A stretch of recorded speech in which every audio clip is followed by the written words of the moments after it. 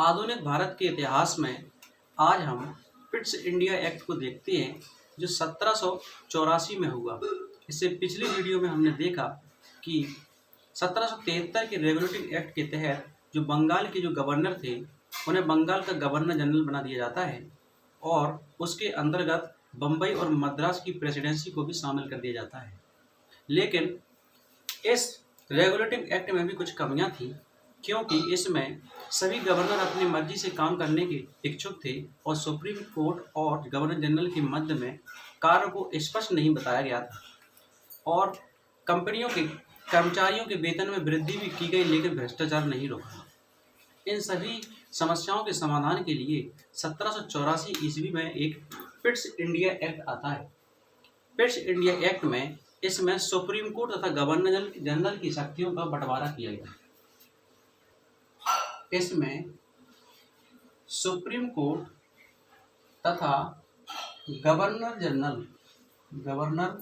General की शक्तियों का बंटवारा किया गया।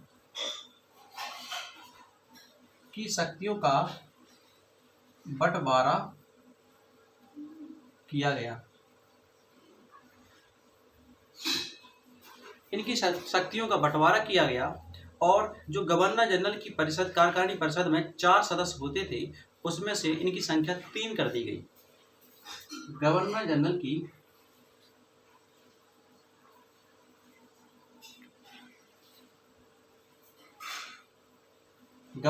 की परिषद में 4 सदस्यों में से गवर्नर जनरल की परिषद में 4 सदस्यों में से 3 सदस्य कर दिए गए।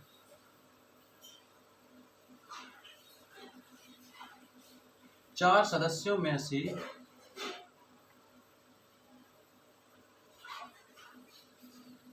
3 सदस्य कर दिए गए और इसमें कहा गया कि अब गवर्नर जनरल को वीटो पावर की शक्ति प्राप्त होगी, जो 1773 के रेगुलेटिंग एक्ट में गवर्नर जनरल को वीटो पावर की शक्ति प्राप्त नहीं थी। यानी कि पिट्स इंडिया एक्ट 1784 में गवर्नर जनरल को वीटो पावर की शक्ति दी गई। वीटो पावर की शक्ति दी गई।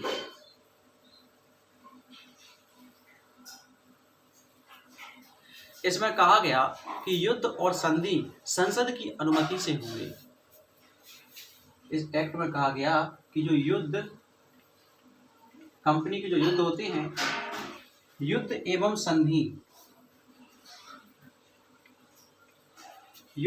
संधि संसद की अनुमति से होंगे। संसद की अनुमति से होंगे।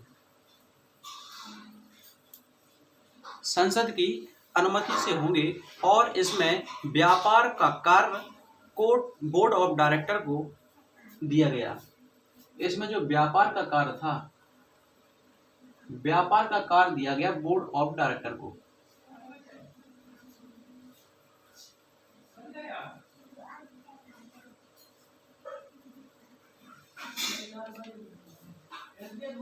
बोर्ड ऑफ डायरेक्टर को दिया गया और जो राजनीतिक कार्य थे वो बोर्ड ऑफ कंट्रोल को दिए गए। जो राजनीतिक कार्य थे, राजनीतिक कार्य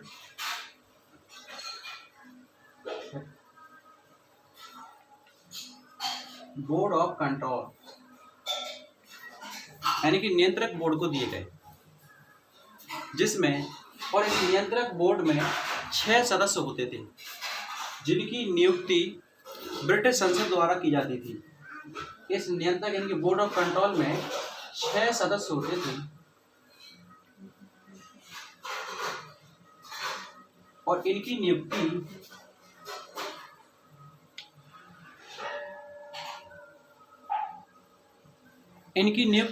ब्रिटिश संसद द्वारा की जाती थी।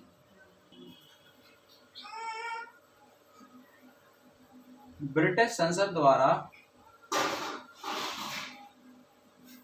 की जाती थी।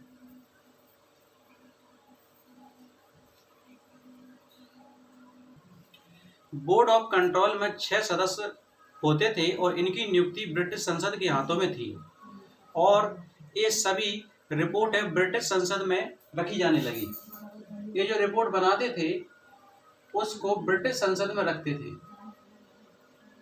ब्रिटिश संसद में रखते थे और ये दोनों अपनी रिपोर्ट है ब्रिटिश संसद के पास भेजी जाने लगी। अब हम देखते हैं कि चार्टर एक्ट 1793 का और 1813 का चार्टर एक्ट, इससे पहले हमने देख चुके हैं अभी 1773 का पिछली वीडियो में, 1773 के रेगुलेटिंग एक्ट को। इसके बाद हमने देखा पिट्स इंडिया एक्ट जो 1784 में हुआ। अब हम देखते हैं कि चार्टर एक्ट 1786 में। दरअसल लॉर्ड कॉर्नवालिस ने ब्रिटिश संसद में दो कार्य करवाए, यानी कि दो कार्यों में संशोधन करवाए।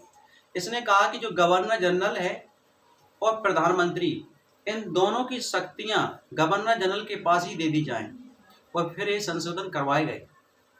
और जब चार्टर एक्ट 1786 में एक निर्णय लिया गया कि गवर्नर अपने निर्णय को निरस्त भी कर सकता है। तो ये दो निर्णय हैं जो 1786 के चार्टर एक्ट के तहत है। इसमें लॉर्ड कॉर्नवालिस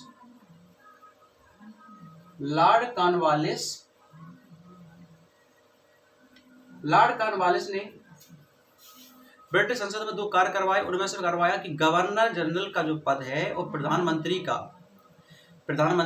दोनों शक्तियां ही गवर्नर जनरल को ही दे दी।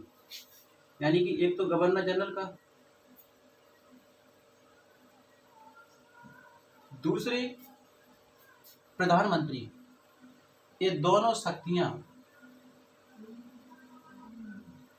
गवर्नर जनरल को दे दी गई। पहला तो ये था। दूसरा कार्य करवाया कि जो 1786 की चार्टर एक्ट के तहत ही है कि गवर्नर अपने पद को, अपने निर्णय को निरस्त भी कर सकता है। आप 1793 के चार्टर एक्ट को देखते हैं। 1793 के चार्टर एक्ट में 20 वर्ष पूरे हो गए थे। 1773 से 1793 तक 20 वर्ष पूरे हो गए थे। अब 20 वर्ष के लिए एकाधिकार और बढ़ा दिया जाता है और यहीं से लिखित विधि की नींव पड़ी। बोर्ड ऑफ कंट्रोल के जो 6 सदस्य होते थे, इनको वेतन भारतीय राजस्व से दिया जाएगा। यानी कि 1793 के चार्टर एक्ट में कहा गया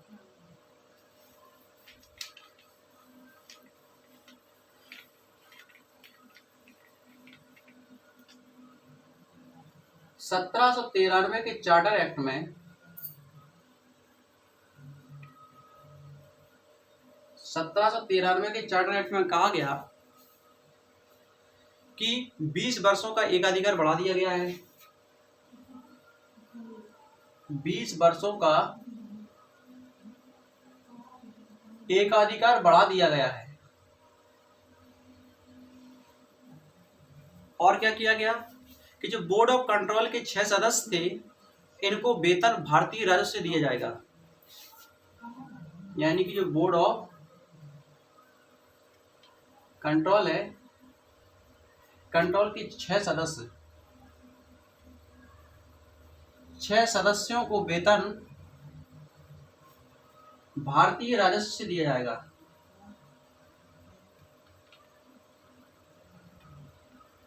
भारतीय राजस्व से दिया जाएगा।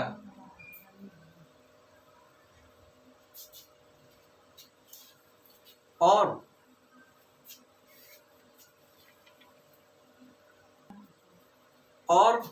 इन 6 सदस्यों को तो भारतीय राजस्व से वेतन दिया जाएगा।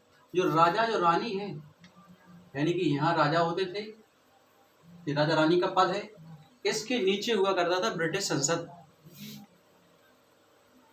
ब्रिटिश संसद को रिपोर्ट सौंपते थे एक बोर्ड ऑफ डायरेक्टर और बोर्ड ऑफ कंट्रोल। यानी कि board of director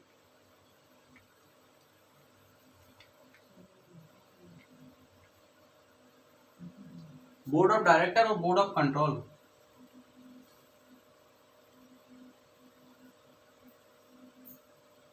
board of director है, ये व्यापार को देखते थे और जो बोर्ड ऑफ कंट्रोल है ये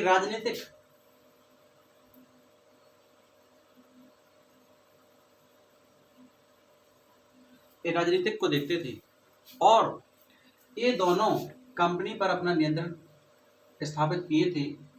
मतलब इसको कंट्रोल कर रहे थे कंपनी को, ईस्ट इंडिया कंपनी को, जो ब्रिटेन की कंपनी है। और ब्रिटेन की कंपनी भारत पर शासन कर रही थी।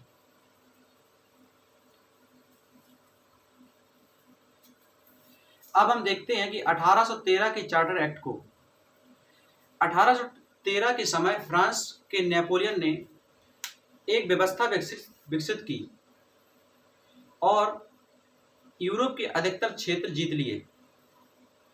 नेपोलियन ने ब्रिटेन को आर्थिक रूप से कमजोर करने के लिए एक कॉन्टिनेंटल सिस्टम लागू किया, जिससे फ्रांस के क्षेत्र में ना तो ब्रिटेन के में सामान लिया जाएगा और ना ही दिया जाएगा। और इस व्यवस्था से ब्रिटेन का आर्थिक रूप से घाटा होने लगा। तो उन्होंने यानी कि व्यापारियों ने ब्रिटिश की संसद पर दबाव बनाया। उन्होंने कहा कि हम एशिया की तरफ जाते सामान बेचते हैं, तो आपने वहां पर भारत को एक अधिकार दे रखा है कंपनी को कि ब्रिटेन की कंपनी के अलावा अन्य कोई कंपनी यानी कि ईस्ट इंडिया कंपनी के अलावा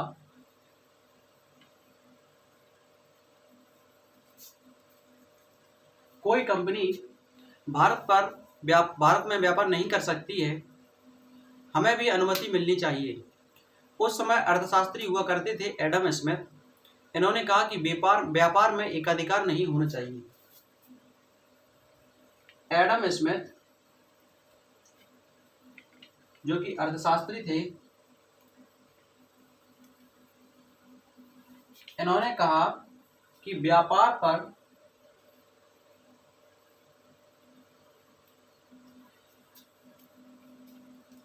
व्यापार में एकाधिकार नहीं होना चाहिए।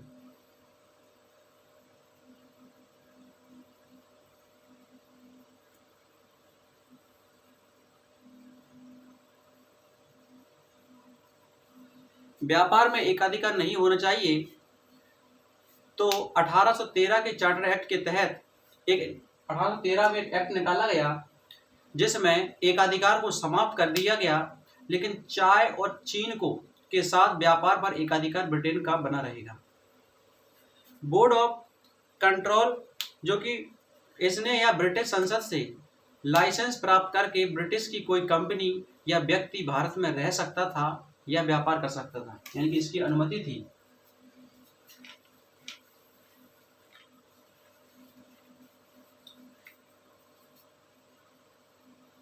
ब्रिटिश का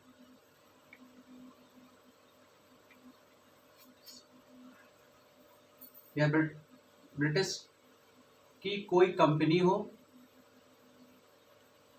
या कोई व्यक्ति भारत में व्यापार कर सकता था, सिर्फ उसे परमिशन लेनी होती थी बोर्ड ऑफ कंट्रोल से या ब्रिटिश संसद से।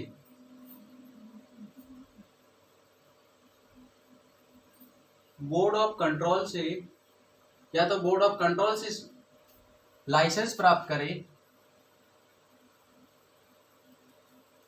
बोर्ड ऑफ कंट्रोल से लाइसेंस प्राप्त करे या ब्रिटिश संसद से लाइसेंस प्राप्त करे या अनुमति ले।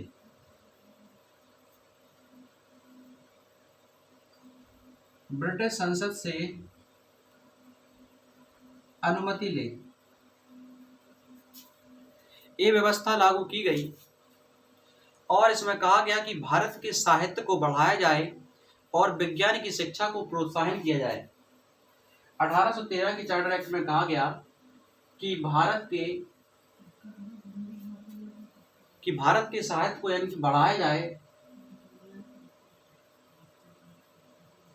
साहित्य को बढ़ाया जाए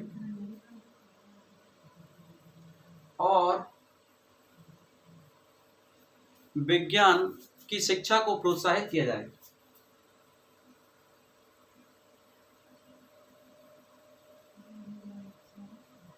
विज्ञान की शिक्षा को प्रोत्साहित किया जाए।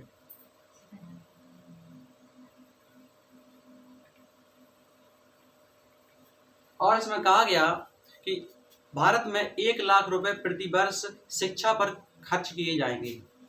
और इसमें 1813 के चार्टर एक्ट में वादा किया गया कि 1 लाख रुपए भारतीयों की शिक्षा पर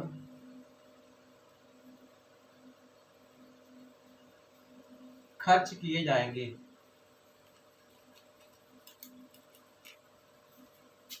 भारतीयों की शिक्षा पर खर्च किए जाएंगे।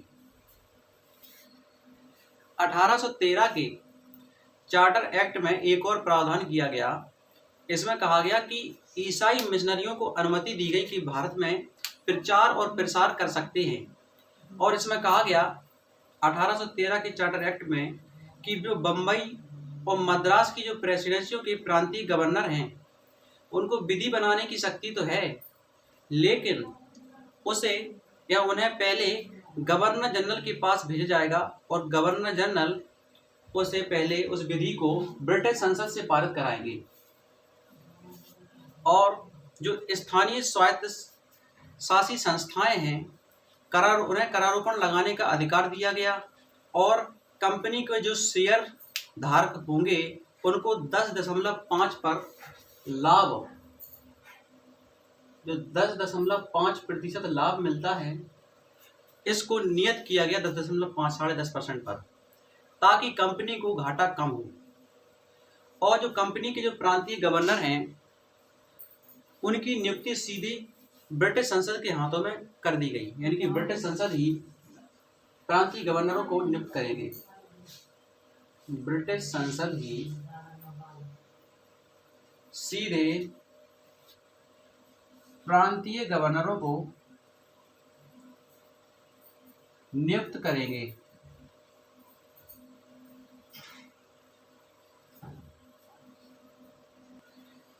अगर आपको हमारी वीडियो अच्छी लगी हो तो चैनल को लाइक करें, सब्सक्राइब करें। धन्यवाद।